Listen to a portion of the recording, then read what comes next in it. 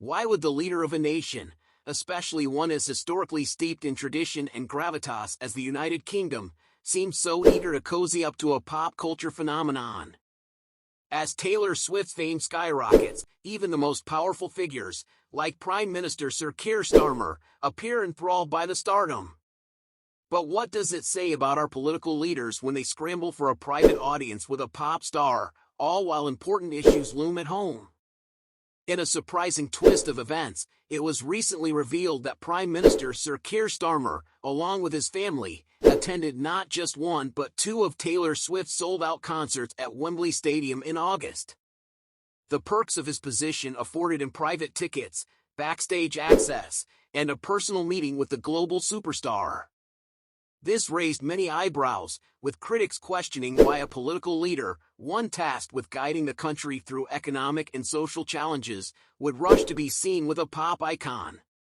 Sir Keir, a 62-year-old prime minister, might have been indulging in a fun family outing, but the optics of his behavior, especially in the context of his political role, have stirred up debate.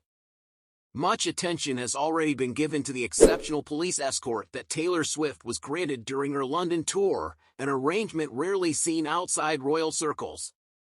The involvement of high-profile figures like Sir Keir's former chief of staff Sue Gray in securing this special treatment only adds to the spectacle.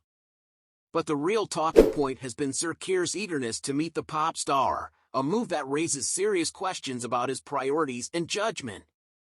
After all, should the Prime Minister of Britain, a country with pressing issues like the cost of living crisis, energy concerns, and ongoing political division, be spending his time and influence cozying up to a pop star? This isn't just a matter of taste, either.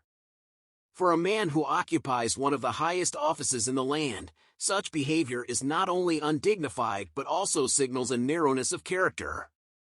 Sir Keir's apparent fascination with Taylor Swift, who, while immensely talented, does not quite rival the likes of cultural titans such as Maria Callas or classical opera legends, seems to reflect a limited cultural scope.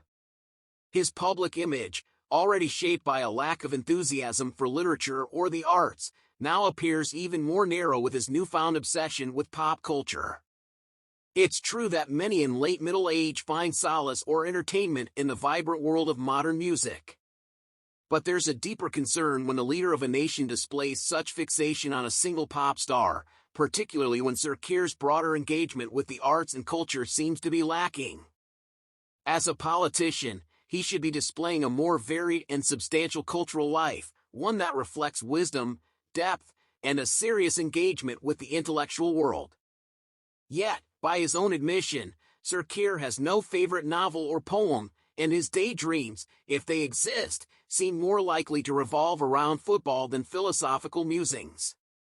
Speaking of football, Sir Keir's obsession with Arsenal has been well documented. He has accepted tens of thousands of pounds worth of hospitality to attend nearly 30 football matches in recent years. And while there's nothing wrong with enjoying the beautiful game, the extent of his obsession, especially as Prime Minister, raises concerns about his balance between leisure and the responsibilities of leadership. Football may be his passion, but for someone tasked with leading a country through turbulent times, a little more gravitas and a wider range of interests would be refreshing. The image of Sir Keir Starmer at a Taylor Swift concert isn't the only example of what some might see as an undignified political figure.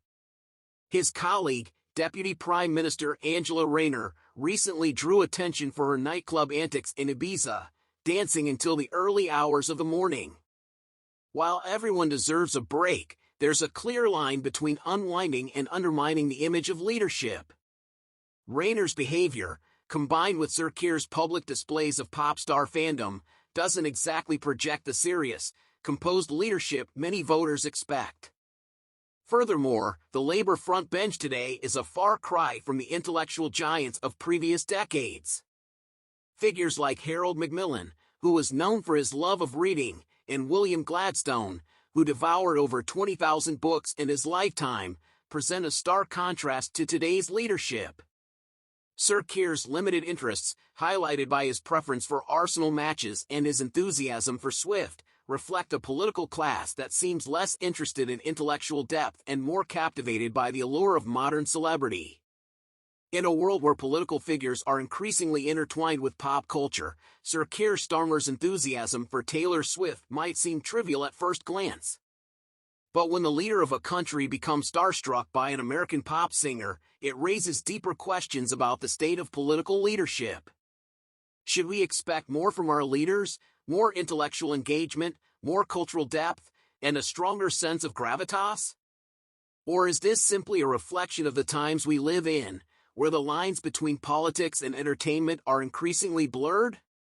As Sir Keir continues to navigate his dual role as Prime Minister and pop culture enthusiast, the public will undoubtedly keep watching, for better or worse.